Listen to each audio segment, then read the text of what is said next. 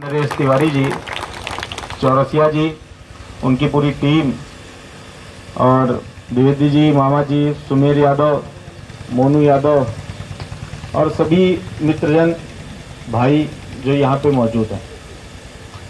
पिछले लगभग 13 वर्ष हो गए होंगे मैं किसानों के लिए लगातार काम करता आ रहा हूँ। पेशे से मैं किसान नहीं हूँ, मैंने किसानी नहीं की, लेकिन मैं काम करता हूँ। मुझसे बहुत बार इस बात को लेकर लोगों ने कहा आप किसान नहीं है, लेकिन आप बात करते हैं। तो हमने कहा भाई ऐसा तो नहीं है कि अगर किसी को कोई दर्द है तो उसके लिए पहले वो दर्द खुद लिया जाए, फिर उसको समझा जाए, फिर उसका उपचार किया जाए। अगर कोई समस्या है तो उसका उपचार प्रथम जरूरी है। राजा विश्वनाथ प्रताप सिंह जी के साथ काम किया। जब वो जीवित थे तो मैं दादरी आंदोलन लड़ा, भूमि अधिग्रहण पे देश का पहला आंदोलन था। अनिल अंबानी के खिलाफ आज भी किसान मंच सुप्रीम कोर्ट में अब मुकदमा लड़ रहा है। विषय वहां इतना था सिर्फ कि जो जमीन किसानों से ली गई थी वो ली गई थी 5 रुपए स्क्वायर फीट के हिसाब से, और उस पर अनिल अंबानी ने वर्ल्ड बैंक से लोन लिया था लगभग 55,000 रुपए के हिसाब से। कोई सीमा ही नहीं थी, क्योंकि जब जमीन किसान की थी तब वो खेती की थी। जैसे ही जमीन किसी बड़े पूंजीपति की हुई, उस जमीन के ड्यूज में बदलाव हो गया, वो SEZ जोन में पास हो गई, वो देश की सबसे कीमती जमीन हो गई। मेहनत करता है किसान, मेहनत करता है मजदूर, और सबसे ज्यादा प्राकृतिक संसाधनों पे अगर किसी की दावेदारी है तो वो किसान, आदिवासी और मजदूरों की ही है, इसके अलावा किसी की नहीं है। अगर लोकतंत्र की बात करेंगे तो ये हमारी है। हमको जैसे अभी बात सब लोग जाति की कर रहे थे, अंग्रेज चले गए, जाने के बाद वो एक फार्मूला दे गए। उन्होंने कहा तोड़ के रखोगे तो हमेशा ठीक रहेंगे। आप बाबा साहब अम्बेडकर की बात करें, आप चाहे नेहरू जी की बात करें, आप महात्मा गांधी की बात करें, और चाहे आप देश में किसी भी ऐसे रिंदा जी की बात करें, चाहे आप वर्धन जी की बात करें, चाहे आप ज्योति बसु की बात करें। कामरेड जी की कहानी और कामरेड भी बहुत लंबा विषय है। अगर बात किया जाए तो पूरे विश्व में कामरेड का ही राज चला। ट्रेड यूनियन जो थी उसने यहाँ ही नहीं, रशिया भी हिलाया, अमेरिका भी हिलाया, और उसने पूरे वर्ल्ड को हिलाया, उसने पूरे विश्व को हिलाया। यहाँ पर हमको तोड़ मरोड़ दिया गया। जो किसान था वो मजदूर होता जा रहा है। आज किसान का बच्चा किसानी नहीं करना चाहता, वो अपने आप को कहीं किसान बतलाने में गर्व नहीं महसूस करता है, उसको बेइज्जती फील होती है। लेकिन बिग बाजार में काम करते हुए अपने आप को सम्मानित महसूस करता है। पर बिग बाजार क्या है? ये जो स्टोर्स खुले हुए हैं, स्पेंसर है, बिग बाजार है, अभी और इंडस्ट्रीज के बाजार आएंगे, ये सब क्या है? खेती ही तो है। आया कहाँ से? उसी में आप चावल खरीदने जाते हैं, उसी में आप गेहूं खरीदने जाते हैं, उसी में आप फल खरीदने जाते हैं, उसी में आप सब्जी खरीदने जाते हैं, उसी में आप मसाले खरीदने जाते हैं। जो मसाले 20 साल पहले हमारे घर में कूट के बनाए जाते थे, आज वो ऑर्गेनिक हो गए। आज आप उनको 4 गुने दाम पे खरीदते हैं क्योंकि डॉक्टर ने बताया है। मूर्ख बनाने की भी एक सीमा होती है। क्या बात है, बहुत मतलब जनता को छलने की, बेवकूफ बनाने की एक सीमा होती है। देखिए, इस देश में हर बड़ी कंपनी को आपकी जमीन चाहिए, वो शहर की भी चाहिए और गांव की भी चाहिए, केवल गांव की नहीं चाहिए। और हर बड़ी कंपनी को जो किसानों का अधिकार है उस पर अपना शासन चाहिए। शासन ऐसे चाहिए किसान किसानी करना छोड़ दे और फिर वो उसकी कारपोरेट किसानी करेंगे। खाएंगे तो आप खाना ही, भोजन ही आपको चाहिए, और उसमें वही चाहिए जो किसान उगाता है। अब वो आप शहर में रहिए, चाहे आप 5 स्टार में रहिए, और चाहे आप सबसे नीचे तबके नहीं भी रहिए, आपको लेना और खाना वही है। कुल इतना है, और सबसे ज्यादा उत्पादन का ये बिजनेस है। और हमारे बूढ़े बुजुर्गों ने, आपने कभी सोचा है, आप पूजा करते हैं, पूजा करने पे हर चीज पे चावल चढ़ाते हैं, भाई चावल चढ़ाते हैं ना, पंडित जी हर जगह बताते हैं कि चावल चढ़ा दो, पहले भूमि का स्पर्श करो तो चावल चढ़ा दो, उसके बाद भी चावल चढ़ा दो, जब भगवान की विदाई विसर्जन करो तो भी चावल चढ़ा दो। सबसे कीमती अगर कुछ माना गया तो अन्न माना गया। अन्न से ज्यादा कीमती इंसान के लिए कुछ नहीं है। और सबसे ज्यादा अगर हम आज की डेट में दुर्दशा होने दे रहे हैं तो उन्हीं की होने दे रहे हैं। आज आईटी सिटी बनने जा रही है, पर उसको बना कौन रहा है? उसको एचसीएल बना रही है। क्या एचसीएल सरकारी कंपनी है? नहीं है। एचसीएल एक प्राइवेट कंपनी है।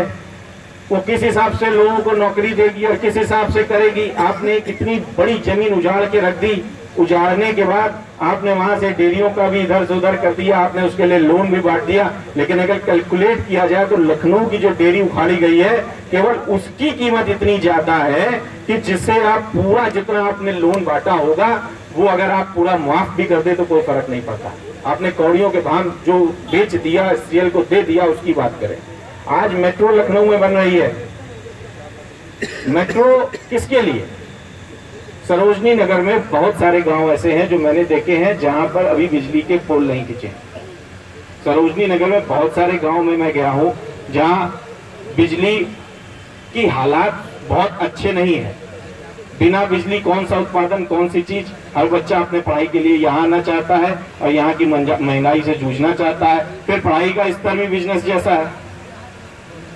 सरकारों को नहीं दिखता कि हमको आपको नहीं दिखता। गलती हमारी है कि सरकारों की है? गलती हमारी भी है, सरकारों की ही नहीं है। आप जैसा नेता चुनते हैं, आप जैसा नेता चाहते हैं और आप जैसे लोगों को बैठाते हैं वो वैसा ही काम करते हैं।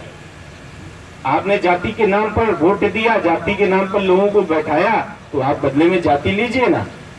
आप खुश रहिए कि आपकी जाति का कोई आदमी कहीं बैठा हुआ है, उससे काम की उम्मीद क्यों करते हैं? भाई आपने एक समय दबंगई के आधार पर लोगों को बैठा दिया, भाई आप दबंगई लीजिए। फिर एक वक्त आएगा जब आपने कहा कि बदले में हमको 1000 रुपए चाहिए हमारे वोट का, वो आपने बैठा दिया। फिर आप उससे 5 साल की कोई उम्मीद क्यों करते हैं? उसने तो दे दिया, उसने तो ले लिया। कुछ पार्टियां तो ऐसी भी है जो वोट पे अपना अधिकार समझती हैं। मैं बहुत सी जगह गया, बोले मेरे पास ही केवल ताकत है वोट को शिफ्ट करने की, आदमी शिफ्ट करने की ताकत, कि हम 25,000 आदमी दे रहे हैं। मैंने कई लोगों से पूछा, हमने कहा ठीक तो कहते हैं कि जब 25,000 आदमी दे रहे हैं और तुमको 1000 रुपए के हिसाब से खरीदना है तो मोटा मोटा 25 लाख का तो आदमी हो ही गया, खरीद लो भाई जाके। कुछ लोग कहते हैं अपराध बहुत बढ़ गया है। आज की डेट में अपराध की सीमा बहुत पार है। ठीक आज से 4.5 साल पहले चले जाइए, मायावती की सरकार थी, आपने उसको क्यों हटाया? आपने उसको हटाने का कारण था सीएमओ मारे जा रहे थे, डॉक्टरों की हत्या हो रही थी, भ्रष्टाचार में लोग जेल जा रहे थे, परेशान थे। तो उस समय लॉ एंड ऑर्डर कैसा था? खराब था। यही दलील दी गई, हम आपका लॉ एंड ऑर्डर सुधारेंगे, हम आपके पार्कों को तोड़वा देंगे और उसमें कोई नई चीजें बनाएंगे। अब आते ही आपने कहा सबसे बढ़िया, एशिया का सबसे बड़ा पार्क जनेश्वर मिश्र पार्क को बन गया। आप सरकार चले जाने दीजिए, जनेश्वर मिश्र पार्क में भी 4 चीजें निकल के सामने आ जाएंगी। ये जो इस तरह की राजनीति है, इससे भला किसका होना है? जो बच्चे पढ़ के निकल रहे हैं उनको रोजगार नहीं मिल रहा। ग्रेजुएट पास बच्चा अगर चपरासी की नौकरी के लिए अप्लाई करता है तो आप उसके विवेक से पूछिए ना, उसका मानसिक स्तर कहां पे होगा। और वो माँ बाप से पूछिए जिसने अपनी पूरी कमाई लगा दी अपने बच्चे को ग्रेजुएट करने के लिए, अपने बच्चे को डॉक्टर और इंजीनियर बनाने के लिए, वो भी छल गया, हुआ कहां कुछ। और ये व्यवस्था के लिए दोषी सरकार के साथ साथ आप सभी लोग हैं। आप सब लोग ये बात बहुत बेहतरी से जानते हैं, अच्छे से जानते हैं। मैं यहां से आपसे वोट मांगने के लिए कोई बात नहीं कह रहा, मैं बिल्कुल वोट मांगने के लिए कोई बात नहीं कह रहा। मुझे ये बात समझ में आई, अन्ना आंदोलन में भी मैं यूपी को देखा, उत्तर प्रदेश का उस समय संयोजक था, केजरीवाल जी ने दिल्ली में सरकार बनाई, उस समय भी मैं वही था। मुझे जो एक चीज महसूस हुई वो ये हुई, नरही गांव है एक सीतापुर में छोटा सा, और पुराना गांव है उन्नाव में एक छोटा सा। नरही गांव में एक व्यक्ति ने आत्महत्या करी भूख के कारण। किसान था, 1.5 बीघा खेत था उसका, छोटा काश्तकार था। उसके बेटे ने 45 दिन बाद आत्महत्या करी भूख के कारण। मैं वहां गया, वहां के डीएम से मैंने कहा कि आपको उसको कुछ तो परिवार को सहायता देना बनता है। उसका एक बच्चा मूक बधिर हो गया, एक बच्चा अभी भी निर्माण में एडमिट है। ये बात पिछले साल दिसंबर की है, जब हमने मुख्यमंत्री का घेराव किया था, बड़ी संख्या में किया था। अगर वो बच्चा किसी जाति के दोष में मर जाता तो उसको बहुत मुआवजा मिल जाता। अगर वो बच्चा किसी नौटंकी में मर जाता तो उसको मुआवजा मिल जाता, और उसके परिवार का कोई हक नहीं है। और जबकि सैकड़ों करोड़ रुपया मुआवजा बांटा गया सूखा राहत और ओलावृष्टि का, और कितने जेन्युइन लोगों को, कितने जो उसके लिए जिन लोगों की जिम्मेदारी है उनको मिला, उनसे पूछिए जाके। स्वयं सरोजनी नगर के जो विधायक जी हैं वो अपने गांव में मुआवजा नहीं बंटवाए। मतलब ये कमाल की बात है भाई। मैं तो शहरी क्षेत्र में हूँ, लेकिन अपने गांव की जहाँ की मैं सुनता हूँ, रहने वाले हैं जहाँ की जाते आते कम होंगे, लेकिन फिर भी मानवता के नाते ही वहां मुआवजा बंटवा देते, लेकिन नहीं बंटवाया। वो सैकड़ों करोड़ रुपया कहां गया, किसके पास गया? हम लोग जितना कोशिश कर सकते थे उतना बंटवाया, हम लोग जितना कर सकते थे उतना किया, लेकिन बदलाव अगर आप इस तरीके का लाना चाहते हैं तो इससे कोई फायदा नहीं होने वाला है। क्योंकि आप एक प्राइवेट लिमिटेड कंपनी के चेयरमैन को हटा के दूसरे प्राइवेट लिमिटेड कंपनी के चेयरमैन को बैठाना चाहते हैं। वो 5 साल सत्ता में नहीं रहा है, वो आपका अधिक दोहन करेगा, ऐसा मेरा अपना मानना है। और आप जैसी उम्मीद करेंगे वो आपको वैसा ही देंगे। आप जाति पात की लड़ाई अगर छोड़ दें तो कल से आपके विकास की बात शुरू हो जाएगी। मोदी जी देश में आए, मोदी जी ने, मुझे भी अच्छा लगा, मैं भी उस समय उनका प्रशंसक ही था, मैंने उनका कोई विरोध नहीं किया, मैं चुप था। हालांकि मेरी भाजपा से नहीं बनी कभी, भाजपा से इसलिए मेरी कभी नहीं बनी कि देश के लिए वो जितना बोलते हैं और जितनी किताबें पढ़ाते हैं ऐसा कहीं है ही नहीं। बच्चों के साथ क्या वो पढ़ते नहीं है? और जैसे अभी हमारे कामरेड ने कहा कि भाई मैं आपको पुरानी बातें बता देता हूं, 20 साल पहले की बातों से आप अनभिज्ञ होंगे। 70 साल पहले क्या किया? कितने भाजपाई थे जिन्होंने देश के लिए कुर्बानी दे दी? कितनी संख्या में वो भाजपाई लोग थे जिन्होंने जो है आजादी की लड़ाई में हिस्सा लिया था? किसानों ने लिया था, मजदूरों ने लिया था, उनका हक है, वो बोले तो बोले। फिर कांग्रेस ने लिया था, अब वो अच्छी हो या बुरी हो, लिया तो था। बिल्कुल सही बात। उसके अगर कम्युनिस्ट ने लिया था, अब वो अच्छी हो या बुरी हो, लिया तो था। सुभाष चंद्र बोस ने लिया था, बहुत अच्छी, भगत सिंह जी ने लिया था, चंद्रशेखर आजाद जी ने लिया था। हम मानते हैं उन्होंने लिया था, हम उनके ऋणी हैं। उस समय मैं तो पुराना इतिहास पढ़ता हूँ, मेरे अंग्रेज नमक और कपड़ा भी नहीं देते थे। शादी में नमक देते थे, वो भी आपको लाइसेंस में मिलता था 1 किलो, और कपड़ा कफन का भी लेना होता था तो आपको टैक्स बिल ऑफिसर से साइन कराना पड़ता था। उससे हमारी स्थिति बहुत बेहतर है, बहुत आगे है, हम बहुत आगे आ चुके हैं, हम पीछे नहीं है कहीं से। लेकिन आज भी हमें अपने लिए लड़ने की कमी है। हमारे नौजवान गलत दिशाओं में जा रहे हैं। लैपटॉप ले लो मेरे साथ आ जाओ, मोबाइल ले लो मेरे साथ आ जाओ, कुछ नहीं बचा तो बाइक ले लो मेरे साथ आ जाओ। ये क्या है? ये कैसा विकास है और ये कैसा चुनाव है? तो इसमें स्पष्ट चुनाव की बात ही कहां से हुई? इसलिए भाजपा पे फिर आ जाता हूं। मोदी जी से शुरू किया था, मोदी जी आए, उन्होंने कहा मैं हर नौजवान के लिए कुछ करना चाहता हूं।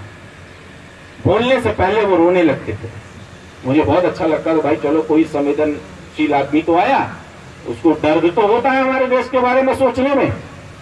बोले किसानों, हर आदमी अपने हल का थोड़ा थोड़ा लोहा दे दो, किसान भी सब खुश हो गए, बोले बात तो सही कह रहे हैं, हल्का लोहा मांग रहे हैं और इतनी बड़ी प्रतिमा बनवाएंगे तो ये हमारे लिए तो काम जरूर करेंगे। सरकार बन गई, वो अंदर गए, उन्होंने कहा हमें थोड़ा समय दे दीजिए। 6 महीने नहीं बोले हम लोग, फिर 1 साल हो गया हम लोग नहीं बोले। हमने कहा नहीं ठीक है भाई, हो सकता है कोई करिश्मा हो, कोई चमत्कार ये भी दिखा दे। लोग कहते हैं चमत्कारी पुरुष है, हम भी मान लिए ये बात। अब 1 साल हो गया तब मुझसे नहीं रहा गया, तब इन्होंने भूमि अधिग्रहण बिल में संशोधन किया। जो भूमि अधिग्रहण बिल अंग्रेजों ने बनाया था कब्जा करने के लिए, उसमें संशोधन करके इन्होंने पास किया कि अगर कारपोरेट घरानों को जमीन लेनी होगी तो वो सरकार की मर्जी से उस जमीन को लेंगे और उसके दोनों तरफ जो वो पीपीपी प्रोजेक्ट बनाएंगे 1.5 किलोमीटर की जमीन और एक्वायर करके हम उनको दे देंगे, जैसा ताज एक्सप्रेस वे हाईवे पे हुआ। वहां 150 किलोमीटर की रोड बनी है, बहुत अच्छी बनी है। मैं भी जाता हूं तो 1.5 घंटे में नोएडा पहुंच जाता हूं। लेकिन जो 1.5 किलोमीटर के किसान रहते थे वो सब वहां से पलायन कर गए। कोई दिल्ली में रिक्शा चला रहा है, कोई आगरा में रिक्शा चला रहा है, कोई मथुरा में पंडित हो गया है और यही सब अपना काम करके किसी तरीके से अपना काम कर रहा है, इसके अलावा कुछ नहीं हुआ है। और वो 1.5 किलोमीटर जो कभी हरियाली होती थी आज बंजर पड़ा है, बस नाम पे पड़ा है। कैसा देश का विकास? ये तो कब्जा है। अंग्रेज चले गए, मोदी जी ने स्वदेशी का बहुत नारा दिया, बात स्वदेशी बनो स्वदेशी बनो, मुझे बड़ा अच्छा लगा। कांग्रेस जी की बात से भी बड़ा सहमत था मैं कि बात तो सही है जब तक, लेकिन एफडीआई को मंजूरी दे दी, गोविंदाचार्य को बाहर निकाल फेंका। नहीं, एफडीआई को मंजूरी दे दी, कहा कोई भी विदेशी आदमी आवे और यहाँ जितना पैसा मन हो लगावे और जहां जैसे चाहे धंधा करे। जब डॉलर की वैल्यू ज्यादा है, जब पाउंड की वैल्यू ज्यादा है तो बट नेचुरल है, वहां का छोटा सा भी आदमी आएगा तो हमारे पर बड़ा भारी वो शासन कर लेगा। यही तो अंग्रेजों ने किया था आकर के। तो स्वदेशी कहां से आया? उन्होंने कहा दिए जलाएं, दीपावली फिर से आ रही है। ये भी बात तो ठीक है, लेकिन सरसों के तेल की भी तो हालत देखिए कहां जा रही है और घी कहां जा रहा है। दिया जलाएं तो कैसे जलाएं, और अगर दिया जला भी लेंगे तो फिर क्या करेंगे? उसका आप अल्टरनेट दीजिए ना। आप 1000 लड़कों को नौकरी दीजिए और उनसे कहिए कि जो है ठीक है तुम लोग नई चीज इसकी डेवलप करो, हम तुमको पैसा दे रहे हैं। ये बात तो समझ में आती है। आप कह दीजिए कि मैं कल से पैदा लाना शुरू कर दूं तो मैं पहुंच ही नहीं पाऊंगा। आपने सुबह बताया मैं परसों चला होता आपके लिए। तो ये सब ओवरऑल एक दूसरे से मिक्सअप होकर मूर्ख बनाने का काम करते हैं। आप वोट अपनी मनपसंद के हिसाब से ही दीजिए, जैसे देते आ रहे हैं वैसे दीजिए, लेकिन जो बात मैं कह रहा हूं इसको सोचिएगा जरूर। और रही बात यहाँ के किसानों की, तो मेरे पास कुछ दिन पहले फोन आया, किसी किसान को मारा पीटा गया था। तो मैंने एसपी से भी पूछा था, उन्होंने कहा मेरी जानकारी में है नहीं। फिर मेरे पास चौरसिया जी और नितेश आए, बोले कि किसान एक पीड़ित है, वो बात करना चाहता है, उसको उसकी जमीन नहीं दी जा रही है। अगर इस प्रकार का कोई भी मुद्दा है, आप बिल्कुल निष्फिक्र हो के हमारे पास आइएगा। जो हमसे मदद हो सकती है वो हम पूरी मदद करेंगे। और उसके बदले में फिर यही कह रहे हैं वोट मत दीजिएगा, वो भी कोई बात नहीं है, लेकिन आप आइएगा, हम मदद जरूर पूरी करेंगे। राजनीति में सिर्फ इसलिए आने का हुआ, कोई आदमी बात सुनता नहीं। हर आदमी, अब मैंने उन 2 किसानों की चिट्ठी कम से कम 20 बार मुख्यमंत्री को लिखी, लेकिन मुख्यमंत्री ने मुआवजा नहीं दिया। इसलिए कष्ट हुआ। इसलिए हम लोगों ने मिलकर तय किया कि थोड़ी राजनीतिक हिस्सेदारी भी जरूरी है और किसानों को अपनी बात रखने के लिए आगे आना भी जरूरी है। इसी के साथ मैं अपनी बात को समाप्त करता हूं और सभी आयोजनकर्ताओं का बहुत बहुत धन्यवाद। और अगर कोई भी अपनी बात कहना चाहता है, करना चाहता है, तो वो निर्भीक और निष्पक्ष होकर यहाँ कह सकता है आके। बहुत बहुत धन्यवाद। हाँ, मरबो के ना ऑफिस के अंदर इसके ऊपर एफआईआर भी लिखा गया, और 2 महीने बाद एफआईआर हमारी कल लिखी गई। हमने इस बात कर जी, तो कल लिखी गई है भैया, कल लिखी गई। और उसके बाद मतलब जबरदस्ती चंदा भी मांगते हैं लोग कि मतलब हमको चंदा। आप हमारे ऑफिस आइए, यही है राजेश। ठीक है, हमें 2 महीने बाद एफआईआर। आप आइए। इस तरह की कोई भी समस्या है तो मैं आपके साथ खड़ा हूँ, आखिरी दिन तक लड़ा जाएगा। धन्यवाद।